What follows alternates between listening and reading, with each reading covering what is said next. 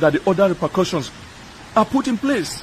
Sanction of these guys is not wrong. Now, let me explain it to us in our own language to simplify it. So you see, the list is the designation. Because like he said, the names of all these guys, from the state governors to traditional rulers, to all these sheikh and preachers in northern Nigeria, to military personnel, to politicians who are appointees of the federal government of Nigeria, they do know them. And Nigeria know them as well. Tinubu and this gang, they have their names, they have other, but like I said, for political correctness, they would rather not touch them or continue to kind of like manage them rather than crush them. You see this designation, right?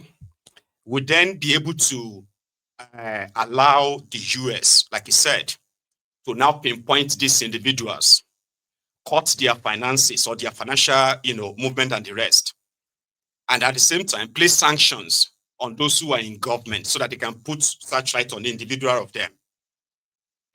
Confiscated their, freeze their asset, all over the world. And it's not limited. On the issue of arms embargo on Nigeria, APC deployed the same for political gain in 2015. And Nigeria ended up as the terror capital of the world in 10 years of their rule. Now, in this sense, we have seen the Boko Haram, the Fulani terrorists, attacked military base. Like you mad, you be terrorists, you can't go military base. Is that not supposed to be your end? And we have seen Nigerian soldiers run away and they left the entire base for these terrorists to cut away all the weapons. Now we have terrorists in Nigeria who have gun-mounted trucks. You get that now, like trucks with guns, machine guns mounted on them, like war machine. The trucks are military trucks. The guns are military guns. And ammunitions they are using, like more than 80% of them are stolen from Nigeria. There are those who are actually selling to them. They have a general convicted of stealing the military weapons and selling them to Boko Haram. He got pardoned by Tinubu, by the way. Right? So, after sanctions, what comes next is airstrike. Airstrikes in this sense means they already know, like Nigeria does as well, right? They already know the strategic locations of these terrorists. At least there is a sheikh, Sheikh Osama bin Gumi from Kaduna, who has been meeting with these terrorists, and he has been an advocate of negotiate with terrorists. So if Gumi could know the locations of these terrorists, Nigeria also know the location of the terrorists, and America does too. So what that means is that without Nigeria's permission, America will bring either their drones or their fighter jets or what have you, and they will drop bombs in strategic locations. But there is more. And somehow, I don't know if I should say, amen to it or not. If things get to that level, Nigeria will no longer remain what Nigeria is anymore. Yes. Because from what I have also gathered, again, this is unverified, but it's part of the flying information here and there, is that America actually planned to crush the entire Islamic Jihadists and the Islamic, all these blasphemies promoters in northern Nigeria, which will indeed or could lead to the entire destruction of the Emirates in Nigeria. Sultanate, Emirate, all those things, as you see them today, which, as you know, right, will probably be like an everlasting fight, a civil war, or any other thing. That's why I said, don't take it like, like a done deal. That's like the extreme it can go. Because they believed that the ideology, that this violent ideology that is spreading in Nigeria, for example, is a threat to America. Because as big as Nigeria is, if terrorism of this religious extremism is allowed to fester the way it is, or it has been allowed for this long, if it is allowed to continue, what would then happen is that Nigeria will become a breeding ground for the world Islamic terrorists, as it's already building, where attacks could be launched on America from Nigeria.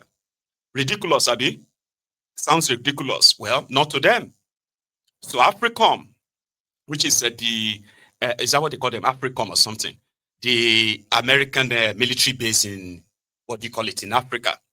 They have therefore put together a plan that includes America sending 2 warships, one to the Gulf of Guinea, close to that your West African water coast, where they will be launching, the kind of like, constant attacks on these locations, which can last for days. Nigerian government will just be like, what's going on? Now, if Nigerian government, for instance, feels like this is, this is an act of war, because if American comes in and be dropping bomb in these places, Nigeria as a sovereign country will have the right to respond. So what does that mean?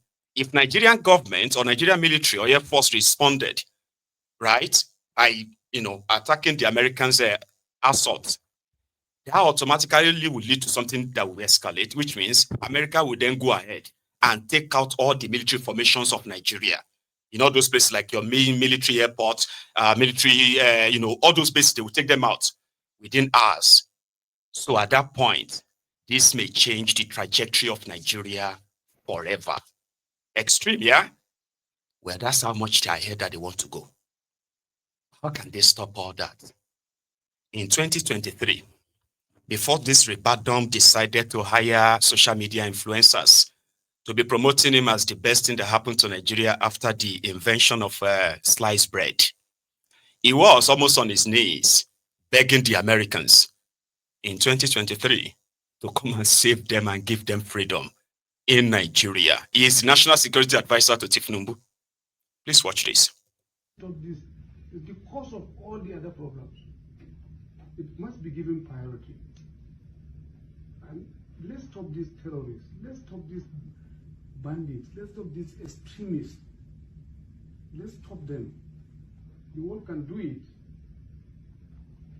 Let us be given back our freedom. We want to live like the rest of the world. They have robbed us of our freedom of doing basic things. You can't live normal. We want to live normal like the rest of the world. Please help us. Let's crush these extremists. They have denied us of our freedom. That is the National Security Advisor to Tifnumbu, who is now part of those sponsoring their own deflective propaganda. America want to come and take your resources. I don't have control over what America will do right now. And it seems that Tifnumbu and his gang have no control as well. So, for you to also realize that this is a long, it's like, for those who probably should have seen it like long coming, okay? There was a conversation around this issue of genocide in Nigeria. And there is this American who's visited Nigeria, Plateau State to be precise, and witnessed some of the massacre that happened. Spoke to the victims. Met with government officials and realized that, man, this is a no-place situation. The people cannot be saved by the people who are behind their own, this whole tragedy. That conversation also can be added to what you can say build up to the reactions you are witnessing today. It wasn't an impromptu. It wasn't something that they just slept and woke up, because they have made you, right, live in this bubble of lies for so long. And Nigeria media are culprits. A lot going on in Nigeria that should ordinarily get you so angry, so mad, and question the existence of this country. What is the mess these guys have made of Nigeria. But they have succeeded in distracting you with some stupid things. And right now that the fire is on the mountain, you don't even know how to react. Years this has been happening. And for years, these guys have been using their usual propaganda, crush them tactic to bury it. They want you to react. You don't even know how to react. America is coming to, we don't want, you know what I mean? You don't even know how to react because you have no idea the kind of mess these guys have dipped us into. All of us. But watch this. What on earth is happening in Nigeria? And can you explain how the U.S. has actually been complicit in allowing this to happen by blaming it instead of on ideology? They have pointed the finger at climate change. Well, even just earlier this month, there was a pastor in Plateau State, and he said there are Fulani militants who are amassing right near villages. In this area in Plateau, I visited there.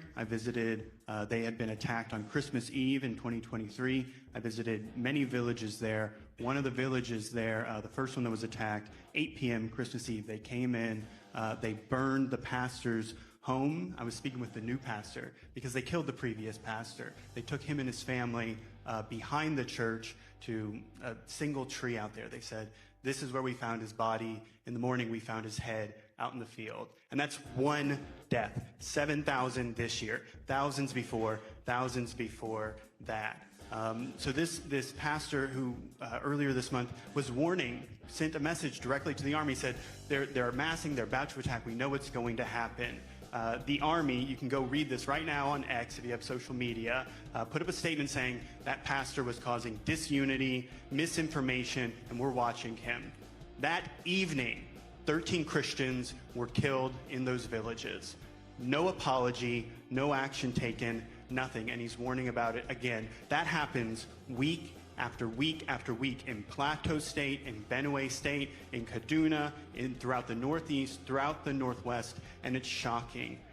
It's true, there are people, both Nigerian officials and people all around the world that deny this entirely, that there is no religious persecution, that it is just land grabbing or it's climate change. Not just the Nigerians, the State Department's official position for years has been that the Fulani militia are nomadic herdsmen who happen to be Muslim, but that's got nothing to do with it, and they're being forced to move south from the north. Nigeria is roughly Muslim north, Christian south, and these are the villages that are along that line of demarcation, and that they're being pushed into these Christian villages and they're clashing over resources. And when the Biden administration removed the designation from Nigeria in 2021, the U.S. Commission on International Religious Freedom, many of the people in the room said that was shameful. And it made no sense. There was no explanation given. I think there is this sense sometimes that because it's Christians being persecuted, we're going to wave away that specific element. We're not going to pay attention to it because it's Christians being targeted. We're going to blame it. We're going to find every other excuse possible. But if you don't identify what is at the core, and these are jihadists, they are Islamists who are doing this attacking. There's 22 jihadist groups throughout Nigeria. If you don't identify what is causing that, then you're not going to get the resources there. You're not going to protect those people. You're going to do things like sending peacekeeping missions to the jihadists themselves to try to negotiate with them, where you negotiate that we're going to give land away that's been stolen from these Christian villages. The attack you mentioned, where they were putting women and children in caves, those women and children were from internally displaced camps. They had already fled their villages because they had been taken over, and we still don't know. The estimate is 280, I think, who were killed in that attack back in June in Yelawada, Benue State. We still don't know the exact numbers because when they poured gasoline on their bodies and burnt them, their bodies melted together. It's absolutely horrific, and it is a shame that more is not being done. And we pray, we hope that this administration will do more. We'll put that designation back there. It's been amazing the last month, seeing how many people worldwide. You see soccer games, people unfurling banners saying, protect the Christians in Nigeria. And we need more of that. We need everybody who's watching to talk to their friends, to write the White House, to write their congressmen, to speak out and say, this is intolerable, it has to stop. So one of the things I think people may not be aware of is that Nigeria was the scene of the first jihad, and the first caliph was Usman bin Fodio, and the capital of that territory was Sopoko, which is the capital of northern Nigeria.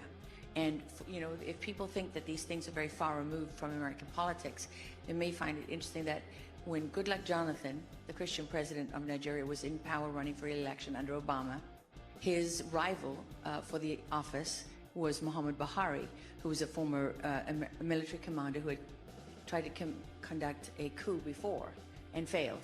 And when Obama was in office, he never visited Nigeria, the most populous country in Africa.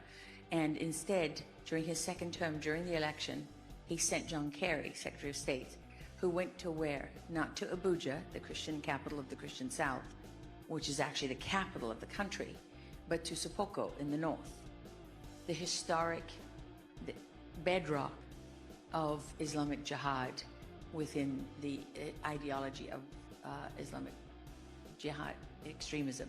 So, and interestingly, Muhammad Buhari, one of his campaign advisors was David Axelrod. So these things are not as far removed from us as we think they are, and we have a very extensive role actually in what goes on in these countries that people are often not aware of. And I just wonder what are the most urgent, give me 3 of the most urgent things the United States can do right now that will have an immediate impact on the ground. I know sanctions are important and all of those things, but right now, because the Nigerian government is able to deny this is happening, in part because the United States of America has denied this is happening.